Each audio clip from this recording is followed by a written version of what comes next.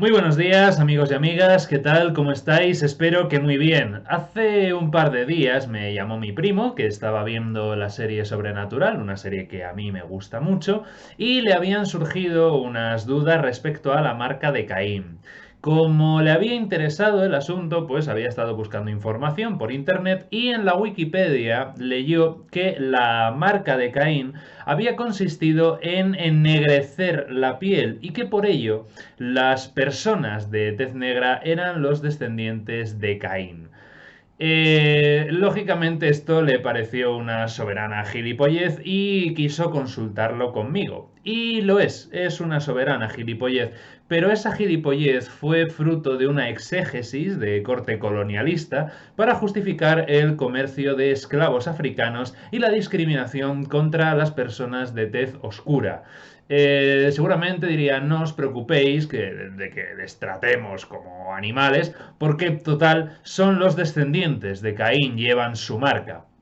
Luego es muy gracioso escuchar a personas decir que quieren la educación religiosa fuera de las escuelas, porque si alguien hubiese hablado en ese momento y hubiera enseñado y hubiera dicho que la palabra bíblica que traducimos por marca en hebreo es ot, que se traduce como señal, como signo, como símbolo, pero que en ningún caso indica la naturaleza exacta de la marca, quizá otro gallo habría cantado, por no decir que todos los descendientes de Caín, sin excepción, murieron durante el diluvio universal. Puestos a interpretar literalmente los textos, hagámoslo bien. El caso es que se lo estuve contando todo esto y algunas otras cosas a mi primo y se reía y me decía que cómo era posible que alguien pudiera creer en esto y que indagando un poquito veías que todo era mentira y que se utilizaba sobre todo para dominar y para luchar y guerrear contra los demás. Y me puso como ejemplo lo que estamos viendo estos últimos años con el Islam. Esta conversación que tuve con él me hizo reflexionar y quería compartir con vosotros mis impresiones, así que aquí estoy para esto. Bienvenidos amigos y amigas al Centro Ultreya.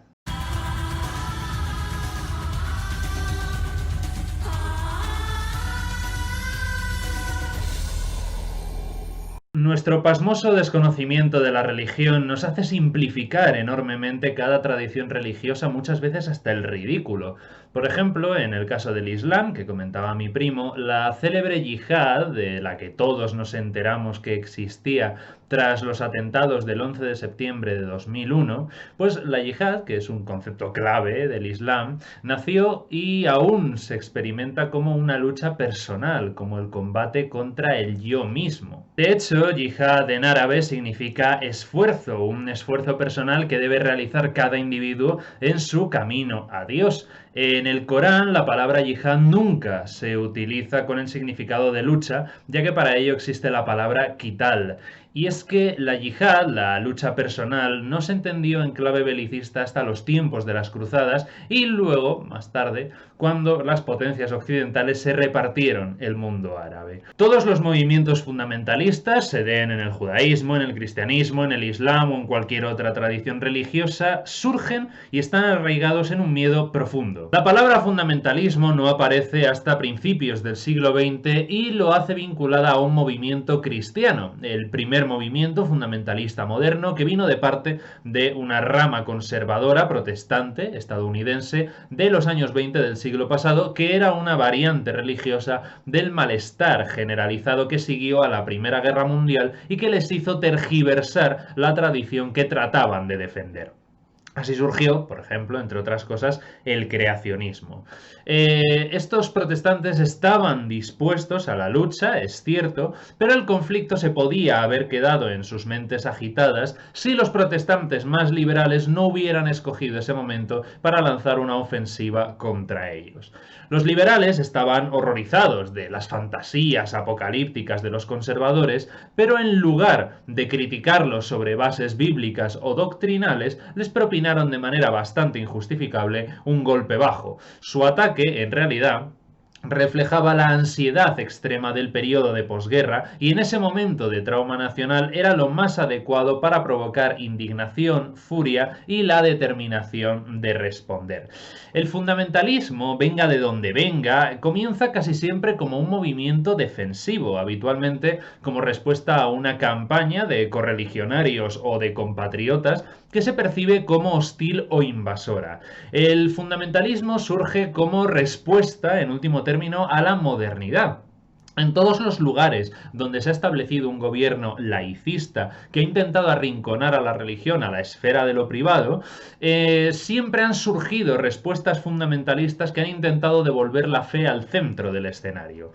En gran medida ha sido también la intervención de imperios o de grandes potencias los que han determinado y han modificado en cada época los mapas de la religiosidad, porque, por ejemplo, la colonización inglesa fue la que acuñó el término hinduismo para agrupar a una muy diversa colección de creencias. Los británicos crearon el hinduismo a su propia imagen y semejanza y dejaron de forma involuntaria un legado de sectarismo en el subcontinente, porque al ser incapaces de comprender y de entender la complejidad local, los británicos clasificaron a la población en musulmanes, sikhs, cristianos e hindúes.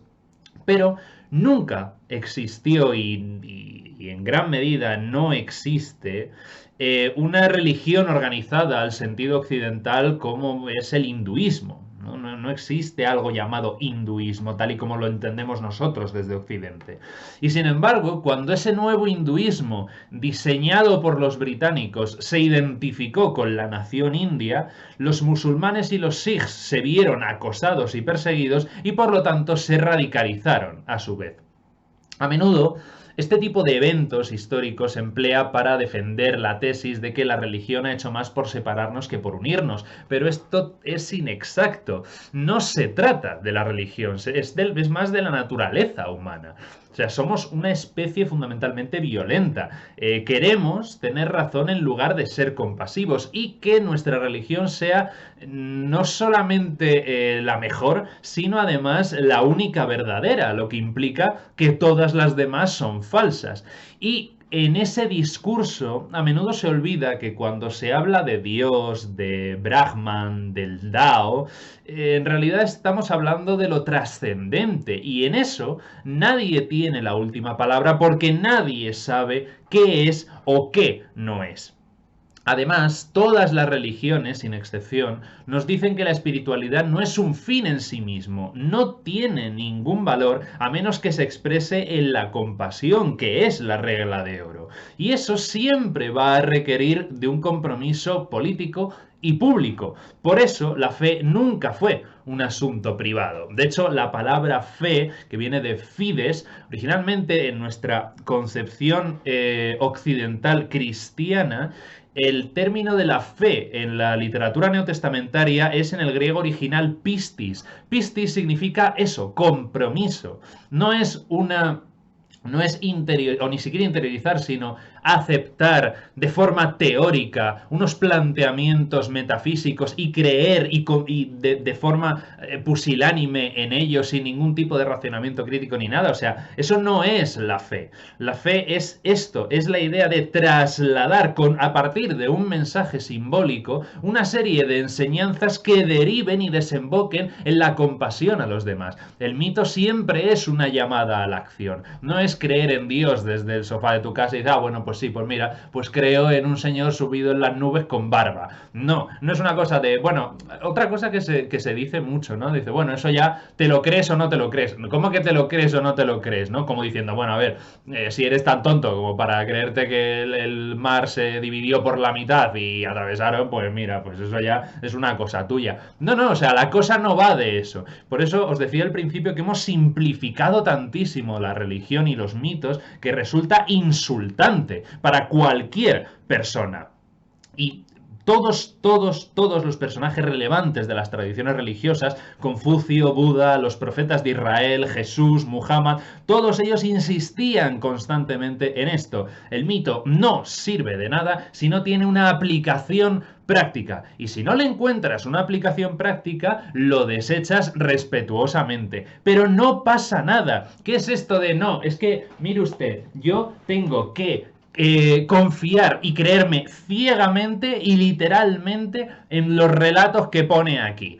No, perdone, o sea, la cosa nunca ha ido de eso. O sea, estamos en el peor momento de la religiosidad, donde o hay un ateísmo radical, que también es una postura religiosa, porque el ateísmo está negando un tipo concreto de divinidad, siempre, o estamos en todo lo contrario, que es precisamente el fundamentalismo radical de interpretación literal, exclusiva de la Biblia. La Biblia tiene cosas literales, por supuesto que sí, pero todos los sabios y todos los exégetas del mundo y de la historia han venido diciendo durante siglos que eso no es lo importante y ni siquiera es deseable, precisamente por el riesgo que entraña. Al hacer una lectura literal de esto, corres el riesgo de asumir una postura que resulte excluyente, no exclusiva, que es distinto. Exclusiva es, por supuesto, porque el texto es el que es, y entonces tú tienes una tradición religiosa que es exclusiva en relación con este texto, pero en ningún caso, ni muchísimo menos, puede ser excluyente. Pero si estás hablando de lo trascendente, de lo eternamente otro, en el ser mismo, en el tejido mismo de la existencia, ¿cómo se puede tener el arrojo, el valor de decir, no, es que yo tengo la verdad y todos los demás están equivocados? Pero que nos hemos creído, esto es absurdo. Todos los libros sagrados, sea la Biblia, el Corán, los Vedas indios, la Torá, los clásicos confucianistas, todos ellos estaban vivos, venían de tradiciones orales antiquísimas, se recitaban más que leerse, muchas veces incluso se cantaban en determinados pasajes, formaban parte de rituales, fueron reescritos una y otra vez, corregidos, ampliados, reinterpretados en cada época, y lo más importante, servían para facilitar la experiencia trascendente, pero nunca fueron entendidos literalmente, ni como palabra inmutable y fija, ni tampoco como verdades científicas o históricas. Eso solamente ha sido un producto de la modernidad, cuando el pensamiento científico se ha desarrollado tanto que las propias personas que estaban trabajando y viviendo con esos textos, ansiosos de formar parte de un mundo que no les comprendía y que por lo tanto les estaba dejando de lado,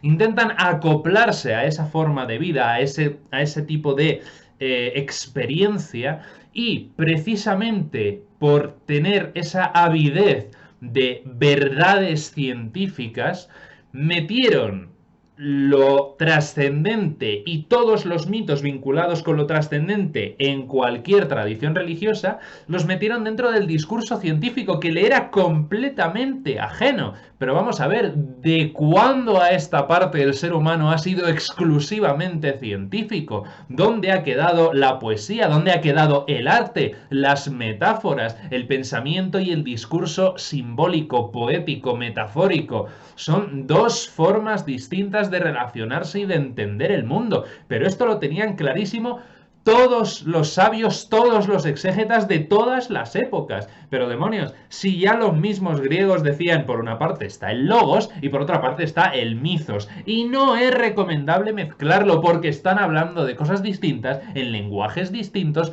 para aspectos distintos de la naturaleza humana.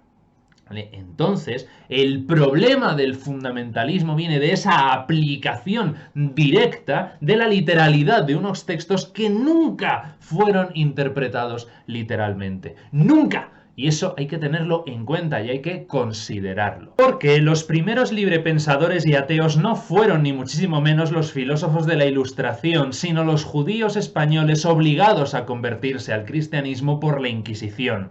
Entre los siglos XVI y XVII, los llamados marranos derivaron a una fe híbrida, impregnada de racionalismo, que les llevó al estudio científico. Entonces su Dios se convirtió en el primer motor aristotélico que nunca intervenía en los asuntos mundanos.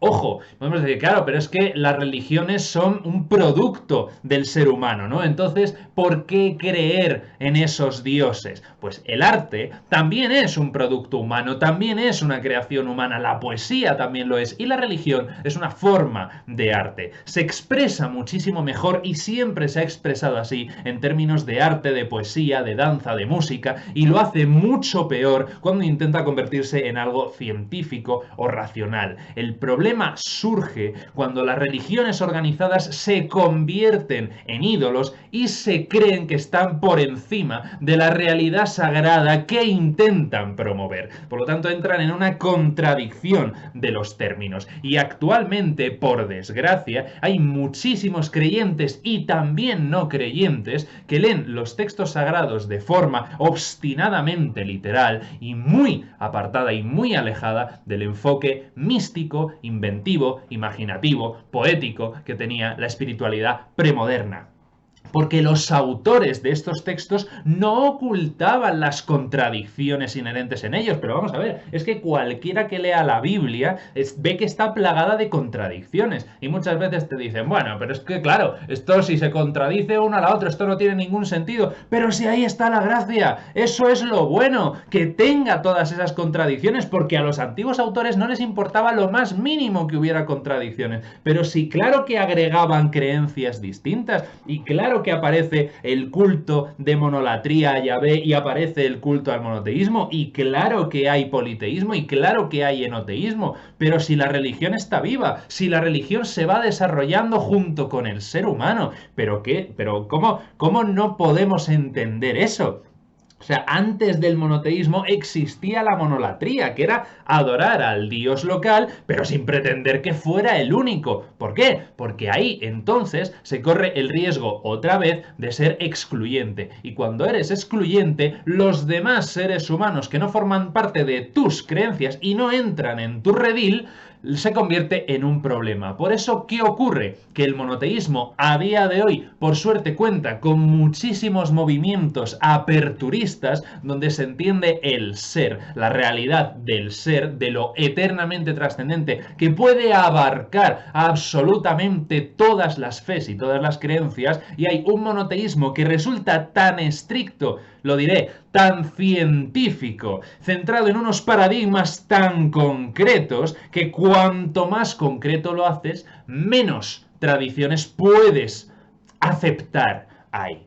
Ese es el riesgo y eso es el fundamentalismo. Si yo disecciono a Dios y le digo de qué partes está compuesto y qué tiene que tener y qué tiene que hacer como si yo lo supiera, eso impide que cualquier otra persona que no cumpla ese esquema perfecto de la divinidad, de lo absoluto, pueda ser y deba ser rechazada y aislada y condenada y si es posible, incluso ejecutada. Esto es el problema. ¿Qué ha pasado? Pues han pasado muchas cosas. Ha pasado la Inquisición, ha pasado mucho antes de la Inquisición, mucho antes de esa conversión forzada de los judíos al cristianismo. Ha pasado que el propio cristianismo se empapó de la filosofía helenística, que era la primera filosofía secular.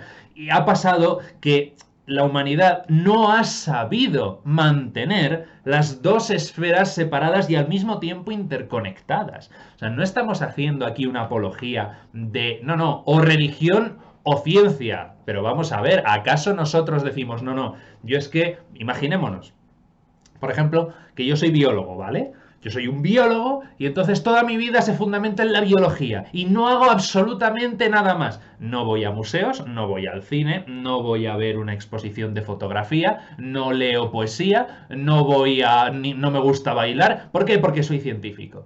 ¿A que suena absurdo? Pues exactamente igual de absurdo suena intentar concretar en esas dos esferas, dice, o una u otra. No, esto es aislado y tiene que quedar apartado en la esfera privada. Pero vamos a ver, si todo se ha construido sobre el ideal de ayudar y trabajar con el otro, que es la compasión, el sentir con el otro. Demonios, vivimos en una puñetera sociedad que parece que en estos tiempos de pandemia también se nos ha olvidado un poquito. No, es que el individuo y la libertad individual y mis sentimientos y mi... ¿Sabes eso es lo que supone? Que es el engreimiento del yo, el pensar que el yo y el yo es lo mejor. Y todos los textos sagrados así, y todas las espiritualidades te están diciendo lo mismo. Pero si no eres nada, humíllate. Pero claro que sí. Dice, no, es que es tiránico y es que me cortan mi libertad de expresión y me obligan a no sé qué. Pero vamos a ver, pero si tú eres un granito, no eres nada. O sea, no eres nada, pero en el sentido lógico, en el sentido natural. O sea, ¿qué es esto de no eres tan importante? O sea, vamos a rebajarnos un poco los humos, ¿no? Entonces, sé que me pongo muy nervioso, lo sé, lo siento, voy a intentar centrarme. Pero vamos a ver, la cosa es que las religiones siempre han, han estado vivas, han estado evolucionando, cambiando. La noción de Dios ha cambiado muchísimo en todas las tradiciones, se veneraba de una manera, se veneraba de otra, y entonces nos pensamos que como nosotros entendemos a Dios, bien sea para aceptarlo, bien sea para rechazarlo, es la manera en la que eso es Dios. Dice, no, perdone, o sea, la historia de las religiones demuestra clarísimamente que las ideas que tiene el ser humano sobre Dios han cambiado infinitamente de veces. O sea, muchísimo, muchísimo. Y quién sabe si dentro de unos años la idea que tenemos de Dios no habrá cambiado. Pues seguramente, porque la sociedad evoluciona. Entonces, tenemos que en Occidente estamos aquí con esta, no, ciencia enfrentada a religión, que es, desde luego, un discurso, otra vez, nacido completamente de la ignorancia, de esta idea de no entender bien la religión. Porque, otra vez, vuelvo a la idea del principio, tenemos que enseñar religión precisamente para esto, para saber cuál es su lenguaje. Pero es que la religión no tiene ninguna necesidad de la ciencia, pero si nunca la ha tenido, si las cosas no van por ahí. Entonces, los movimientos fundamentalistas surgen y nacen precisamente cuando se sienten atacados por todo esto. Y entonces se van poco a poco y además con cierto ideal de pureza, de pureza. Pero vamos a ver, si hemos dicho que el cristianismo se empapa de la filosofía helenística, si en Oriente confluyen lo que llamamos hinduismo, budismo, confucianismo, taoísmo, que da lugar a infinitos sincretismos. Vamos a ver, ningún credo es puro, ninguno. Es el resultado de una constante de variables que se van interconectando entre sí y que continúa evolucionando. Porque ¿sabéis lo que ocurre cuando un símbolo se estanca en un momento concreto de la historia y es utilizado, como en el caso de los fundamentalismos, para transmitir un discurso determinado? Que ese símbolo muere. Ahí tenéis lo que ocurrió con la esvástica. En Oriente, por suerte, han sabido mantenerla, conservarla y reverenciarla, pero en Occidente hemos perdido ese símbolo seguramente para siempre. Con lo bonito que era y con las verdades tan nobles que transmitía, hemos permitido que un discurso de odio se apropiara de un símbolo que era, por definición, universal. Por lo tanto, y ya con esto termino, y a ver, vamos a calmarnos. Por lo tanto, entender el fundamentalismo es entender la religión y las circunstancias en las que nace ese fundamentalismo y se desarrolla. Solamente condenarlo no es suficiente y ya no nos podemos permitir el lujo de la ignorancia. Esta situación de pandemia tendría que habernos enseñado a ampliar un poco nuestra estrechez de miras. Yo personalmente, visto lo visto, lo dudo muchísimo, pero hay que tener siempre una semillita de esperanza. Confío realmente en que antes de emitir un juicio sobre algún elemento religioso, que es al final de lo que trata este canal, pero me sirve para cualquier cosa, antes de emitir un juicio tenemos que aprender, yo también, lógicamente, a entender y aprender sobre ello, ¿vale? Porque juzgar sin conocer es lo más cómodo del mundo y eso lo podemos hacer todos. Ahora, juzgar conociendo es un proceso largo y arduo, pero para eso estamos aquí, para aprender, para saber y para compartir lo que sabemos. Volviendo otra vez al inicio del vídeo, la marca de Caín, el primer crimen de la humanidad no fue el asesinato, fue entender a nuestro hermano como algo diferente de nosotros mismos. La humanidad está hermanada en el sentido de que debemos comportarnos los unos con los otros porque somos hijos de Dios. ¿Cuál es la expresión de hijos de Dios? Es esa. Es esa. El Hijo de Dios no es uno. Es todos.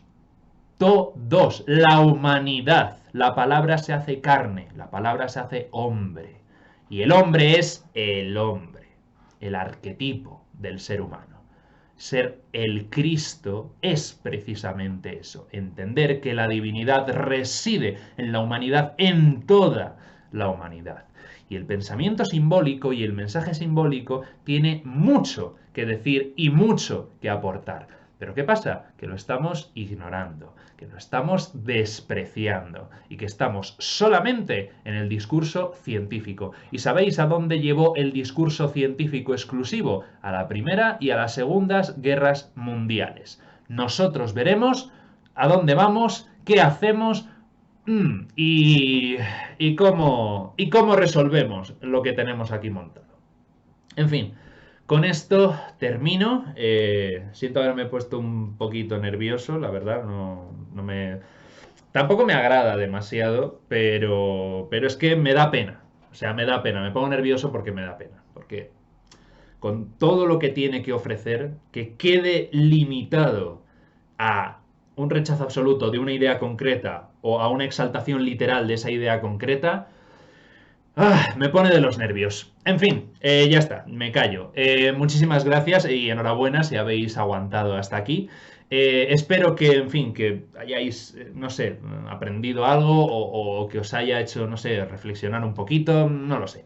Que os haya servido de algo esto, o aunque sea para pasar un rato y os hayáis echado unas risas viendo cómo me enervo, sea lo que sea. En fin, que nada, que como siempre, muchísimas gracias de verdad por estar ahí una semana más y nos vemos en el próximo vídeo, que intentaré que sea de un tema un poquito más calmado, más apacible. Muchísimas gracias, cuidaos mucho y nos vemos en el próximo vídeo. Ultrella.